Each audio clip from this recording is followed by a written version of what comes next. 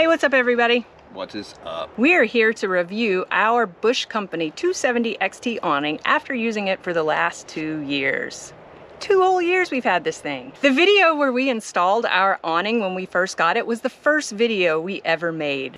You gotta cinch it up on the other side to make it tight. And that's it. Before we begin, we want you to know that this is not a paid promotion. We just love our awning. And we've had it for 2 years now. We have camped with it through snow and rain and wind. We want to tell you a little bit about it, what we've enjoyed about it, and maybe some things that we don't like about it. There are things we don't like about it. There are some. Without any further ado, let's get started. On the short list of bitches I have about the Bush Company, stainless hardware in real world is useless. So what I did is just replace this with zinc hardware. I replaced the nylocks with Stover mechanical locks. That way I can use them more than one time. Okay, so nylocks will eventually wear out. When we were fitting this on the initial install, I galled and ruined hardware using it one time. So it's, like I said, it's trash. I threw it out of the way. So none of this hardware is the stainless stuff anymore. When I disassemble this from the car, I unbolt the awning right here, pull the awning off, and then I just stow all the bars and everything. The other thing we did was update these Thule bars, and this is no fault of the Bush Company, it's just inherent of the Thule stuff, whether I'm using the roof box, and probably mostly because I'm using the roof box, it allows the whole thing to shimmy like this. It's actually dented the cab. There's a certain amount of play in there, and this is allowed to like shift and rock around. I'll link the video right here, how I modded these bars to get them to shore up nice and tight, so you don't have any of that anymore. This is in the other little piece of dislikes, or maybe could do better. You can see where the canvas is torn away from the, I don't know what they call this, the ribbing on the end right here.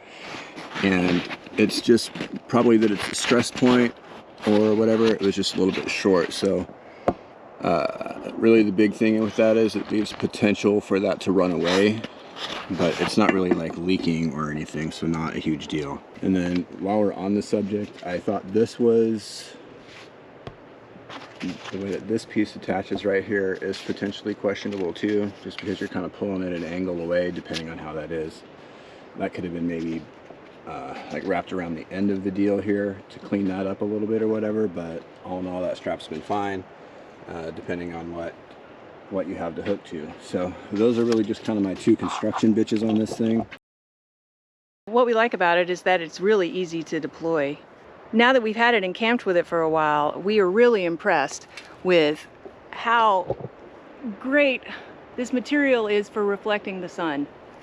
There is an instant temperature drop as soon as you go underneath the awning. It does a great job protecting you from the sun. Last winter, we also camped during a snow/hailstorm, and it held up great. It kept us dry. I did all my cooking right underneath, and I was dry the whole time. It held up great during that hailstorm. I did not hold up so great. I will never be camping in the snow ever again. I got Louisiana blood, what can I say? That was not for me, but this awning, it kicked butt. I don't have much to complain about. I'm not disappointed in any way, shape, or form about grabbing this thing, because if I were to have designed and built one, this is what I would have done. I don't want to trip over anything. I don't want to like mess around with poles and ropes or any of that shit, because I can't tie a knot. So this checks all my boxes. The other cool thing about this guy is you can see these Velcro strips here. There are walls available that just Velcro on here, and then you can stake those down for extra privacy. It does come with ropes and tie downs, okay? Like she mentioned, we were in that hailstorm. We all got up the next day like, what in the hell was that all about? Oregon boys, like, what the hell was that about? The awning held up excellent. It was like several gallons of water on this thing. Kind of the only downfall, the Max came out shortly after this one. I probably would have grabbed that. The price point is basically the same, gives you a little bit more coverage. If you are looking to get any of the Bush Company products, Mike's Custom Toys out of Grants Pass, Oregon has all this stuff available. He's the main distributor. Please buy local, keep your money local, quit sending money to China. You aren't helping anybody do that.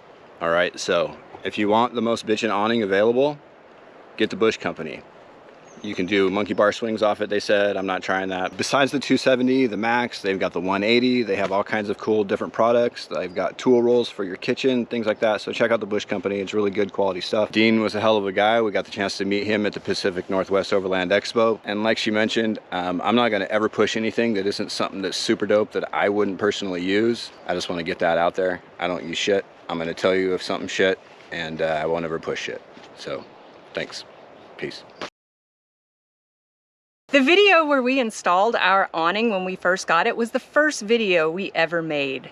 And if you're wondering how that came to be, how the Snale Racing YouTube channel came to be, you could check it out by signing up for our free newsletter. We covered the story on how we came to make the video in the first place.